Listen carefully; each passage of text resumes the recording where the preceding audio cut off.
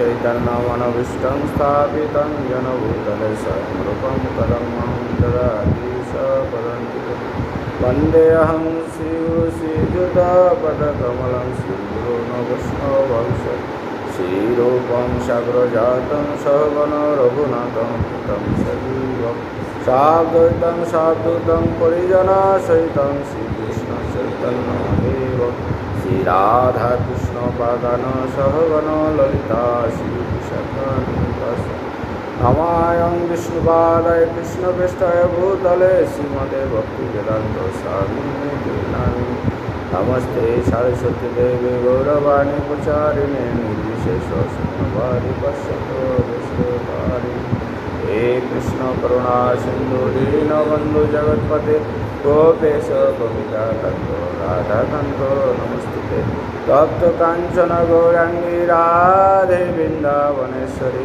विश्वभानुसुते देवी प्रणमामि लीलाचल निवासाय नित्याय परमात्मने बलभद्र सुभद्रं जगन्नाथाय ते नमः नमो महावादनाय कृष्ण प्रेम प्रदायते कृष्णाय कृष्ण चैतन्य नाम्ने गौरदेशे नमो वृंदाय तुलसी देवाय प्रियाय केशव शुच विष्णुमूर्ति पतिदेवी सत्यवते नमः पंचाकल्पतरुश्च कृपा सिन्धुभ्यैव च पतितानां पावनेभ्यो वैष्णवेभ्यो नमः जय श्री कृष्ण चैतन्य प्रभु नित्यानंद श्री अद्वैत गदाधर श्रीवासादि गौरभक्तवृंद हरे कृष्ण कृष्ण कृष्ण हरे हरे हरे राम राम हरे ओम नमो भगवते वासुदेवाय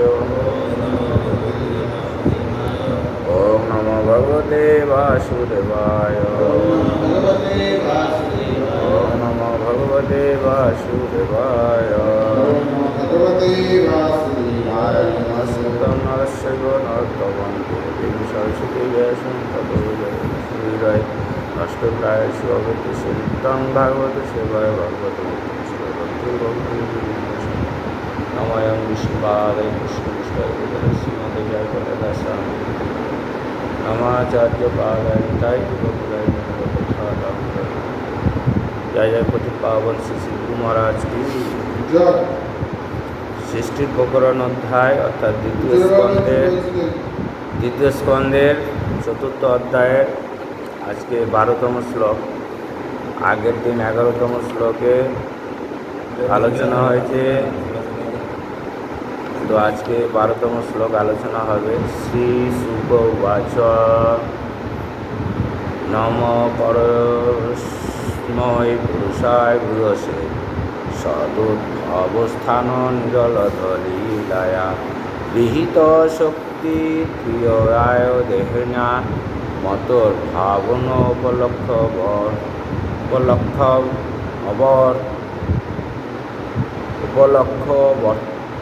বর্তমানে শ্রী শুক উবাচ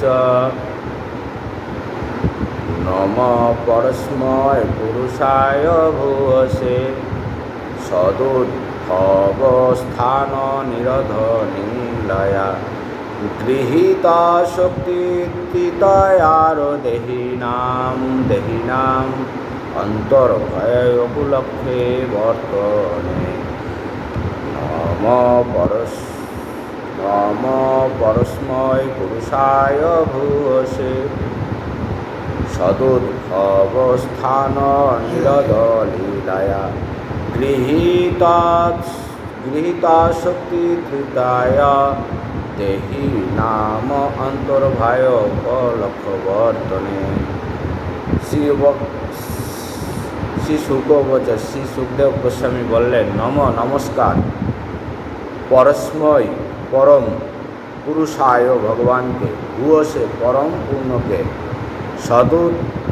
সদুদ্ভব জড়জগতের সৃষ্টি, স্থান তার পালন, নিরোধ এবং তার সংহার, লীলায়া লীলার দ্বারা গৃহীত গ্রহণ করে, শক্তি ত্রিত্রায় ত্রিগুণ দেহি নাম সমস্ত দেহিধারীদের অন্তর্ভয়াব যিনি অন্তরে বিরাজ করেন, অনুপলক্ষে অচিন্ত বর্তমানে এমনই যার কার্যকলাপ। অনুবাদ: সুখদেব গোস্বামী বললেন, আমি সেই ভগবানকে আমার সশস্ত্র প্রণাম নিবেদন করি, যিনি জড়জগতের সৃষ্টির জন্য প্রকৃতির 3টি গুণ অঙ্গীকার করেন। তিনি প্রতিটি জীবের শরীরে বিরাজমান, পরম পূর্ণ এবং তার কার্যকলাপ অচিন্ত। এই জড়জগৎ সত্যগুণ, রজগুণ এবং তমগুণের 3টি গুণের প্রকাশ। তাৎপর্য একটু করে পড়ি আর একটু আলোচনা করি। তাহলে সুখদেব গোস্বামী কী বললেন, যে সেই ভগবানকে আমি প্রণাম নিবেদন করি, যে ভগবান ত্রিগুণের দ্বারা এই জগৎকে সৃষ্টি করেছে। তাহলে ত্রিগুণ কি আমরা সকলে জানি, সত্য, রজ, তম। এই সত্য, রজ, তম এই গুণটা শুধুমাত্র জীবের সৃষ্টির জন্য, জগৎ সৃষ্টির জন্যই নয়। এই সত্য, রজ, তমের এই 3 গুণাধিকারী স্বয়ং ভগবানও তিনি ধারণ করেছেন। কারণ আমরা জানি যে সাধারণত শ্রীকৃষ্ণ স্বরূপকে আমরা সত্যগুণের সঙ্গে তুলনা করি এবং রজগুণের সঙ্গে আমরা ব্রহ্মাকে তুলনা করি, আর তমগুণে আমরা শিব অবতারকে জানি। তাহলে স্বয়ং ভগবানই হলেন এই শিব, বিষ্ণু, ব্রহ্মা, এটা আমরা জানি। তাহলে ভগবান সত্যগুণ, অর্থাৎ সত্যগুণে তিনি শ্রী নারায়ণ রূপে তিনি সৃষ্টি করছেন, আবার তিনি পালন করছেন। কিন্তু মাঝখানে রেখেছেন ব্রহ্মা আর শিবকে, যদিও সর্বকারণের কারণও সে গোবিন্দ, কিন্তু নিজেই এই 3 গুণের অবস্থান করেছেন। 3 গুণে নিজেকে ধারণ করে তিনি 3 গুণে 3টি কর্ম সৃষ্টির জন্য 3টি কর্ম করছেন। অর্থাৎ এই যে বিষ্ণু স্বরূপ ধারণ করেছে, এই বিষ্ণু স্বরূপে আমরা হলাম তার কি, তার ভজনা করি। অর্থাৎ বিষ্ণু ভক্তই হলেন বৈষ্ণব। তাহলে এই বৈষ্ণবদের তাহলে আমাদের কোন গুণ ধারণ করা উচিত? অবশ্যই সত্যগুণ। এই সত্যগুণে আগে আমাদের কি হয়, সাত্ত্বিক হতে হয়। এই সাত্ত্বিক গুণে অবস্থান করে তবে আমাদের পারমার্থিক জীবনের শুরু। আমাদের একটা কথা বলতেন বারবার সেবক স্বামী গুরু মহারাজ, যে আগে ভদ্র হও, তারপরে ভক্ত হবে। এই যে আমরা বলি না যে নিত্যম ভাগবত সেবায়, যে এই নিত্যম ভাগবত সেবায়ের মাধ্যমে আমাদের কি হয়, আমাদের হৃদয়ের অবদ্ধতা দূর হয়। এই অবদ্ধতা কেমন? এই অবদ্ধতাই হলো আমাদের রজ আর তমগুণের যে বহিঃপ্রকাশ ঘটে আমাদের স্বভাবের মধ্যে, সেটাই হলো অবদ্ধতা। আমাদের রাগ, ক্রোধ, দেশ বিদ্বেষ, হিংসা, ঝগড়া, অশান্তি, এগুলো আসে সমস্ত কিছু রজগুণ থেকে। এবং অন্তরালে যে আমাদের কুচিন্তা, কুভাবনা এবং কুবাসনা, এগুলো আসে তমগুণ থেকে। অর্থাৎ রজ আর তমগুণ আমাদের আচার আচরণ এবং ব্যবহারের মধ্যে পরিপুষ্ট হয়। কেন? কারণ আমরা সত্যগুণের অনুশীলনটা কম করি। কারণ আমরা জানি যে মানুষ হলো অভ্যাসের দাস। কারণ যেটা আমরা অভ্যাস করব নিরন্তর, সেই অভ্যাসেই আমরা দাস হয়ে যাই। একজন কি করত, এক চাষি, তার একটা গোবৎস ছিল। সেই গোবৎসটা কাঁধে করে প্রতিদিন সে চাষে যেত, জমিতে যেত, একটা খাল, একটা বিল পার হতো। তো এইভাবে সেই গোবৎসটা ধীরে ধীরে ধীরে ধীরে কবে যে সার হয়ে গেছে চাষি বুঝতে পারেনি। সেই সারটাকেও সে স্কন্ধে করে নিয়ে যাচ্ছে। তো এটা উদাহরণ দেয় আমাদের প্রভুরা, এটা খুব উদাহরণ দেন।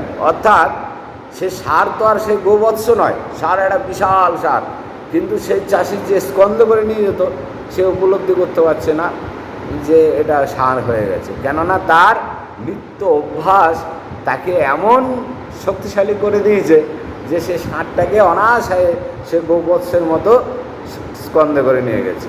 তো আমাদের সেই অভ্যাস থেকে যখন আমরা চ্যুত হই বা বিরত হই, তখন ছোট ছোট বিষয়গুলো আমাদের কাছে স্বভাব বিরুদ্ধ হয়ে যায়। আমরা আচরণ করতে পারি না, আমাদের পুরনো স্বভাব বারবার বহিঃপ্রকাশ ঘটে যায়। অর্থাৎ আমরা রজতে এবং তমতে অবস্থান বেশি করছি, সত্যতে অর্থাৎ বেশি অবস্থান করছি না। এবং আমরা বিষ্ণু তত্ত্বে বা ভগবত তত্ত্বে আমরা কিছু বেশি বিচরণ করছি না। তাহলে এই তিনটে গুণ আমরা জানি কেমন। তিনটে গুণের অনেক বর্ণনা হয়েছে, অনেক তাৎপর্য হয়েছে, আমরা জানেন। হ্যাঁ, তো সেটাই বেশি আমি যাব না। তারপরে কি বলছে ব্রহ্মা, বিষ্ণু, শঙ্কর এই তিনটি মুখ্য রূপ স্বীকার করেন। এইমাত্র আমি বললাম না, তাৎপর্য না পড়েই আমি অনুবাদ থেকে বলেছি যে স্বয়ং ভগবান পর্যন্ত এই তিনটে গুণকে তিনি অবলম্বন করেছেন। বিষ্ণু রূপে তিনি জড়জগতের প্রতিটি সৃষ্টিতে প্রবেশ করেন। কেমন? প্রতিটি সৃষ্টিতে প্রবেশ করেন কেমন? আমরা জানি যে ভগবানের পরমাত্মা স্বরূপ প্রত্যেকটা জীবের মধ্যে, সৃষ্টির প্রত্যেকটা অণু মধ্যে তিনি অবস্থান করেন পরমাত্মা রূপে। এবং ক্ষীরোৎসাহী বিষ্ণুরূপে তিনি প্রতিটি জীবের শরীরে প্রবেশ করেন। সমস্ত বিষ্ণু তত্ত্বের উৎস হওয়ার ফলে ভগবান শ্রীকৃষ্ণকে এখানে পরপুমান অর্থাৎ পুরুষোত্তম বলে সম্বোধন করা হয়েছে। তো ভগবানের পুরুষোত্তম স্বরূপ কোনটা? ভগবানের পুরুষোত্তম স্বরূপ হলো পরমাত্মা। ঠিক আছে? পরমাত্মা, পরমেশ্বর, ভগবান শ্রীকৃষ্ণ। এই তত্ত্বটা কে জানতেন? এই তত্ত্বটা জানতেন শ্রী শ্রী উদ্ধব। কিন্তু ভক্তরা ভগবানের এই তত্ত্বের ঊর্ধ্বে, এই তত্ত্বের অনেক গভীরে, যেটা কি ভগবত স্বরূপ, ভগবত তত্ত্ব ভক্তরা জানেন। এবার কি বলেছে যে যেভাবে তাকে শ্রীমদ্ ভাগবত গীতায় 15তম অধ্যায় 18তম শ্লোকে বর্ণনা করেছে, তিনি পরম পূর্ণ, তাই পুরুষ অবতারেরা হচ্ছেন তার অংশ প্রকাশ। এই পুরুষ অবতার বলতে মহাবিষ্ণু থেকে 3 বিষ্ণু এবং ক্ষীরোৎসাহী বিষ্ণু এবং নারায়ণ, এই যে পুরুষ অবতার, পরম পুরুষ অবতার, এই সব কিছুই কিন্তু ভগবান নিজেকে প্রকাশ করেছেন। কেন?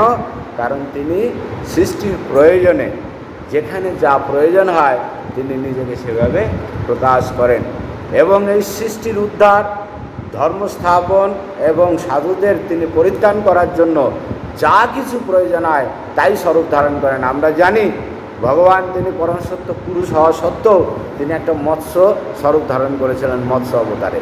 কারণ সৃষ্টির প্রলয়ে সব কিছু ধ্বংস হয়ে গেছিল, কিন্তু সৃষ্টির বীজ, মূল বীজকে রক্ষা করার জন্য তিনি সেই মহাপ্রলয়ের শুধু জল আর জল, সেই জলের উপরে তিনি একটা তরী নৌকার উপরে সেই মনু আদি এবং কিছু সৃষ্টির বীজকে তিনি সংরক্ষণ করেছিলেন এবং একটা মৎস্যরূপ মীন রূপ ধারণ করে সেই নৌকাকে তিনি রক্ষা করেছিলেন। তারপরে তিনি কচ্ছপ রূপ ধারণ করেছেন। কেন? কারণ যখন মন্থন হচ্ছিল সেই মন্থনের সেই মন্দার পর্বতকে ধারণ করেছিলেন তার পৃষ্ঠে, এবং সেই মন্থনে তিনি কটা রূপ ধারণ করেছেন দেখুন, অবাক হয়ে যাবেন। তিনি প্রথমে কি করলেন? কচ্ছপ রূপ ধারণ করলেন। মন্দার পর্বত কিসের উপরে দাঁড়াবে, কিসের উপরে সে মর্দিত হবে, ঘর্ষণ হবে। তারপরে তিনি কি করলেন? বাসুকী নাগ রূপ ধারণ করলেন। আবার যখন সেই বিষ উগ্রত হলো, সেই বিষকে ধারণ করার জন্য তিনি কি রূপ ধারণ করলেন? মহাদেব নীলকণ্ঠ রূপ ধারণ করলেন। আবার সেই অমৃত যখন উত্থলিত হলো, সেই অমৃত নিয়ে যখন যুদ্ধ বাঁধল দেব আর অসুরের মধ্যে, সেই যুদ্ধে তিনি কি রূপ ধারণ করলেন? মোহিনী রূপ ধারণ করলেন। হ্যাঁ, ধনঞ্জয় রূপটাও ভগবানের। এই যে অমৃত কলসি, সেটাও কিন্তু ভগবান। আবার যখন সংঘর্ষ বাঁধল দেব অসুরের মধ্যে, তিনি সেই অমৃতকে সুরক্ষিত করার জন্য তিনি মোহিনী রূপ ধারণ করলেন। এই যে ভগবান একটার পর একটা প্রকরণ করছেন, নিজেকে নানান রূপে ধারণ করছেন, অবাক হয়ে যাবেন। কোনো এক কল্পে এই যে মোহিনী রূপ দর্শন করে, তখন শিব, দেখুন ভগবান সেই মোহিনীও ভগবান কৃষ্ণ, সে শিবও কিন্তু ভগবান কৃষ্ণ। তাহলে সেই মোহিনী রূপ ধারণ দেখে শিব আকাঙ্ক্ষিত হয়েছিল ওই মোহিনীর সঙ্গে মিলন হওয়ার জন্য। তো তখন ভগবান শ্রীকৃষ্ণ তাকে প্রতিশ্রুতি দিয়েছিল যে কোনো এক সময় আমি তোমার সঙ্গে মিলিত হব। আমরা জানি যে শিবের সাধনা করে বৎসাসুর একটা আশীর্বাদ পেয়েছিল কি, যে তুমি যার মাথায় মস্তকে হাত দেবে সে ভস্ম হয়ে যাবে।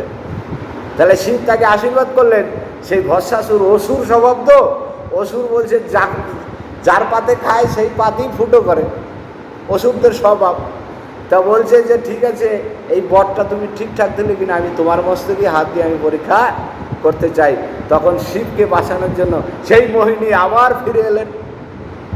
সেই মোহিনী সেই অসুরকে ভুলিয়ে ভ্রমিত করে তার নিজের মস্তকে হাত দিয়ে তাকে ভস্ম করে দিলেন। তখন সেই মোহিনীর সঙ্গে আমাদের শিবের একটা আলিঙ্গন হয়েছিল। সেই আলিঙ্গনের ফলে এই যে আমাদের শ্রী হনুমান, সে হনুমানের বীজ স্খলিত হয়। সেই হনুমান এক সময় গিয়ে নিষ্কিন্দা এবং কি মাতা যেন, তার গর্ভে গিয়ে সে হনুমান আবির্ভাব হয়। এই যে জটিল অচিন্ত ভেদাভেদ তত্ত্ব, আমি বলেছিলাম না যে সৃষ্টির প্রকরণ অধ্যায়টি অচিন্ত ভেদাভেদ তত্ত্ব। এই ভেদাভেদ তত্ত্ব সাধারণভাবে নিষ্কলন করা সম্ভব নয়। আমাদের মতো সাধারণ বুদ্ধিসম্পন্ন বা এই স্বল্প তত্ত্ব জানা মানুষের পক্ষে এই সৃষ্টির প্রকরণ অধ্যয়নটি মোটেই মানে সমাধান করা সম্ভব নয়। কারণ এই অধ্যায়টি হলো, আমি কালকে বলেছি যে এই অধ্যায়টি আমার নজরে সর্বোত্তম, মানে সব থেকে জটিল এবং গভীর তাৎপর্যময় এই তত্ত্বটা, এই অধ্যায়টা অবশ্যই আমাদের আরও কোনো অনেক তত্ত্ব জানা তত্ত্ববিদ, সেই পুরুষ সাধুগুরু বৈষ্ণব যারা গুরুবর্গ আছেন তাদের কাছে শ্রবণ করা উচিত। কারণ ভগবানের এই অচিন্ত ভেদাভেদ তত্ত্ব আমরা শুধু অধ্যয়ন করে নিষ্কাশন করতে পারি না। কারণ ভগবান তাদের কাছে আরও সুন্দরভাবে প্রকটিত হন যারা ভগবত তত্ত্বে, ভগবত চিন্তায় সর্বদাই মগ্ন হয়ে থাকেন। কারণ ভগবানের জটিলতা ভগবান ছাড়া এই ভগবানকে বোঝার জন্য এই ভগবানের কৃপা ছাড়া সম্ভব নয়। আজকে এই কথাটা জেনে রাখুন যে ভগবানকে কেউ জানতে পারে না, ভগবানকে ব্রহ্মা পর্যন্ত জানতে পারেনি। কারণ ভগবান যখন নারায়ণের পেট এই নাভি থেকে ব্রহ্মা প্রকট হলো, ব্রহ্মা প্রকট হওয়ার পরে তিনি হতাশ, চারিদিকে শুধু জল আর জল, তিনি তো হোপলেস, কিং কর্তব্য হয়ে গেছেন। আরে আমি কোথায় এলাম, কোথা থেকে এলাম, কে আমায় সৃষ্টি করলো, এটাকে বলা অর্থাৎ তো ব্রহ্ম জিজ্ঞাসা। ব্রহ্মা যখন প্রকট হলেন তখন তিনি নিজেকে জানতে চেষ্টা করছেন, কোথার থেকে এলাম জানতে চেষ্টা করছেন। হ্যাঁ, কিন্তু আমরা কি কখন আমাদের মনে এই প্রশ্ন এসছে? ব্রহ্মা প্রথমেই আমাদের শেখালেন যে আমাদের প্রথম প্রশ্ন কি হওয়া উচিত। হ্যাঁ, আমি কোথার থেকে এলাম, এই প্রশ্ন আমাদের মনের মধ্যে জাগে না। ব্রহ্মা সেই প্রশ্নের সূত্র ধরে তিনি কি করলেন, সেই যেখান থেকে উৎপন্ন হয়েছেন সেই পদ্মের সেই নল কূপ দিয়ে তিনি যাত্রা করলেন। কিন্তু তিনি অনেক অতলে যাওয়ার পরেও তিনি যখন কোনো কুল কিনারা পেলেন না, তখন তিনি আবার তিনি সেখান থেকে বেরিয়ে এলেন। এসে তিনি সেই পদ্মের যে ইটা আছে, কি বলে, বৃত্তটা আছে, সেই বৃত্ত বসে তিনি ধ্যান করতে শুরু করলেন।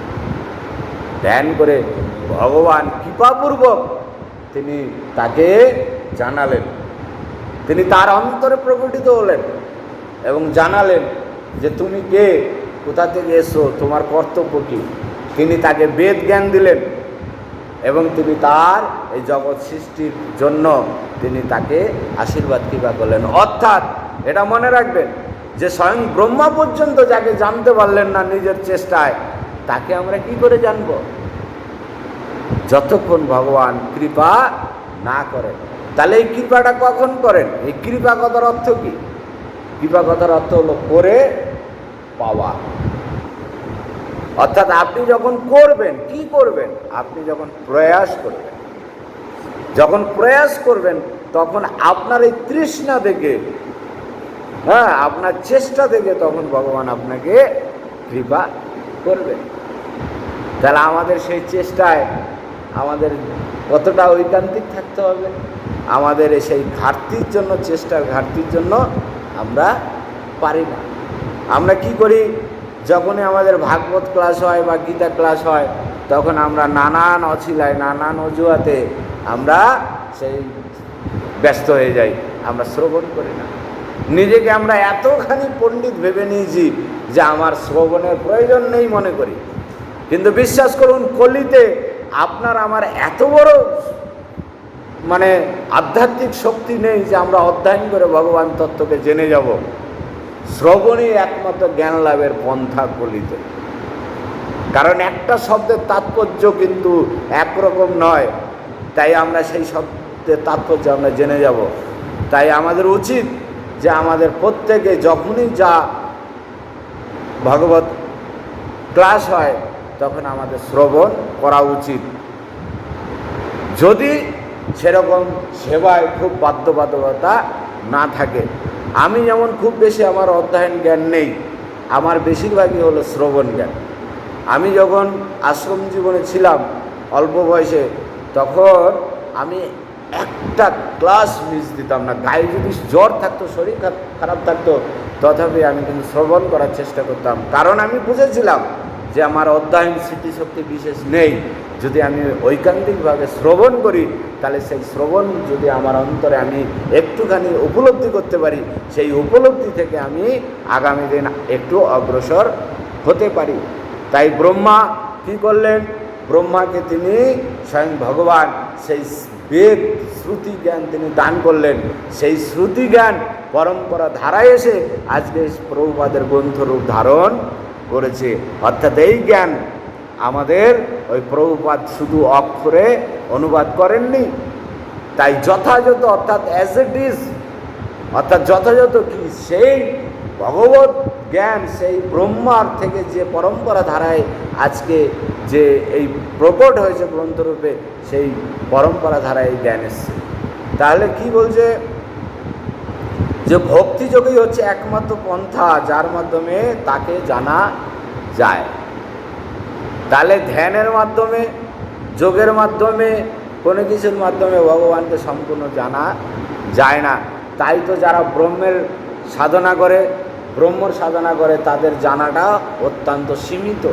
তারা শুধু ভগবানকে জানে শূন্য, শুধু ব্রহ্ম শব্দ ব্রহ্মরূপে, তাদের জানাটা সম্পূর্ণ নয়, আংশিক। কারণ আমরা জানি ভগবান ব্রহ্মস্বরূপ, পরমাত্মা স্বরূপ, আর হলো স্বয়ং ভগবৎ স্বরূপে তিনি আছেন। তাহলে আমাদের আংশিক জানা। একমাত্র ভক্তিযোগ। ভক্তিযোগ বলতে কি? নববিধা ভক্তি, শ্রবণ, কীর্তন, স্মরণ, বন্দন, পাদ সেবন, এরকম 9টা ভক্তিযোগের মাধ্যমে আমরা ভগবানকে সম্পূর্ণ উপলব্ধি করতে পারি। আমরা ভগবানের লীলা কথা শ্রবণ করি, আবার সেই ভগবানের ভগবৎ স্বরূপকে আমরা সেবা করি স্বহস্তে। হ্যাঁ, যে এইভাবে এই 9টা বিধান অর্থাৎ ভক্তিযোগ, এই ভক্তিযোগ ছিল না। আমরা ধর্ম বলতে আগের দিনে কি জানা ছিল? ধর্ম, অর্থ, কাম, মোক্ষ, 4 রূপে ভগবান এই ধর্মকে জানতাম। কিন্তু এই ভক্তিযোগ ছিল না। এই ভক্তিযোগকে কে প্রতিষ্ঠা করলেন? এই ভক্তিযোগকে প্রতিষ্ঠা করলেন স্বয়ং শ্রী চৈতন্য মহাপ্রভু, পুরুষার্থ, পঞ্চম পুরুষার্থ হিসেবে। এই পঞ্চম পুরুষার্থ ছিল না, তাই আমাদের এই ভক্তিযোগের আনন্দ আমাদের দান করেছেন কে? স্বয়ং চৈতন্য মহাপ্রভু। এই জন্য চৈতন্য মহাপ্রভুকে পতিত পাবন এবং ঔদার্য অবতার বলা হয়। তিনি ঔদার্য হলেন তিনি, যিনি সমস্ত কিছু উজাড় করে দান করেছেন। আমাদের গোলকেরও প্রেমদান, হরিনাম সংকীর্তন, এই যে ভগবানকে ভালোবেসে প্রেম করে সেবা করে এবং ভগবানের নাম নিয়ে আনন্দ কীর্তন এবং প্রসাদ সেবন করে যে এত আনন্দ, এইটা কিন্তু জগতে প্রকাশ করেছেন আমার শ্রী চৈতন্য মহাপ্রভু। তাই কলিতে চৈতন্য মহাপ্রভুর ভজন যারা না করে, গোরাপুহু না ভজিয়া মইনু। এই কলিতে যতই আপনি কৃষ্ণ আরাধনা করেন, যতই আপনি বিষ্ণু আরাধনা করেন, যতই আপনি শঙ্করের আরাধনা করেন, এই কলির ধর্ম আপনি তখনই ধারণ করতে পারবেন যদি শ্রী চৈতন্য মহাপ্রভুর শ্রী চরণ কমলে নিজেকে সমর্পণ করেন। তাই বলে যে গোরাপুহু অর্থাৎ গোরার চরণ সেবন না করে আমি মইনু।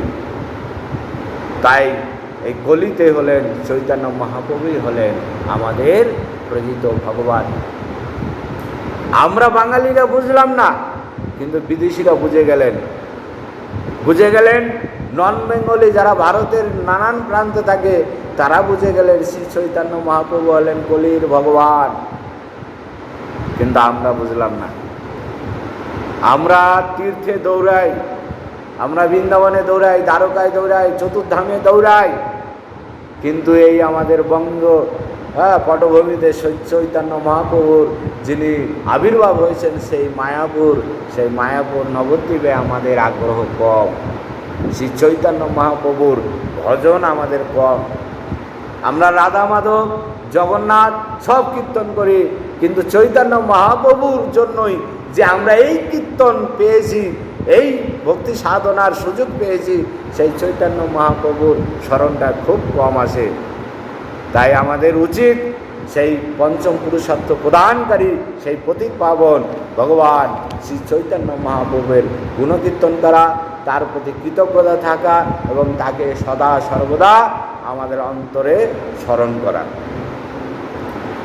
যেহেতু জ্ঞানী এবং যোগীরা পরমেশ্বর ভগবানকে উপলব্ধি করতে পারে না, বললাম না যে জ্ঞানীরা ভগবানকে উপলব্ধি করতে পারে না, জ্ঞানী ছিল কে? উদ্ধব। কিন্তু ভগবানের প্রকৃত যে প্রেম স্বরূপ তিনি উপলব্ধি করতে পারেনি, তার জন্য তাকে বৃন্দাবন অর্থাৎ ব্রজে যেতে হয়েছিল। তাই তাকে অনুপক্ষ বর্তনে বলা হয়েছে, অর্থাৎ ভগবানের কার্যকলাপ অচিন্ত মানে যা আমরা চিন্তাও করতে পারি না। ভক্তিযোগের মাধ্যমে কেবল তাকে জানা যায়। ব্যাস, যেটা বললাম যে একমাত্র ভক্তি যদি করতে পারি ভগবানকে কেউ বাঁধতে পারেনি, কিন্তু মাতা যশোদা বেঁধেছিলেন ভক্তি এবং প্রেম, বাৎসল্য প্রেম, ভালোবাসার জোরে। তাই ভগবানকে জ্ঞানের দ্বারায় মোটেই জানা যাবে না, কারণ ভগবানের একটা প্রকরণ, একটা অবতার, একটা সৃষ্টির এক কণা পর্যন্ত আমরা জানতে পারি না। অর্থাৎ ব্রহ্মারও দুর্লভ সেই ভগবত তত্ত্ব আমরা তখনই জানতে পারবো আমরা যদি ভগবানের এই প্রদত্ত এই যে সাধুগুরু বৈষ্ণব এবং ভগবানের প্রতিনিধি যিনি ভগবানকে জেনেছেন, উপলব্ধি করেছেন, সেই গুরুবর্গ শ্রী গুরুদেবের চরণে যদি আমরা সঠিকভাবে আশ্রয় করি, গুরুচরণকে যদি আমরা প্রসন্ন করতে পারি গুরুদেবকে, তবেই একমাত্র এই ভগবানের এই অচিন্ত ভেদাভেদ তত্ত্বকে আমরা উপলব্ধি করতে পারি। তো আজকে এই পর্যন্তই থাক। ভাগবতম অমৃত আমরা আস্বাদন করলাম। তো আজকে এই পর্যন্ত থাক, বিশ্রাম দিলাম। পঞ্চা কল্পতরুভ্যশ্চ কৃপা সিন্ধুভ্যেব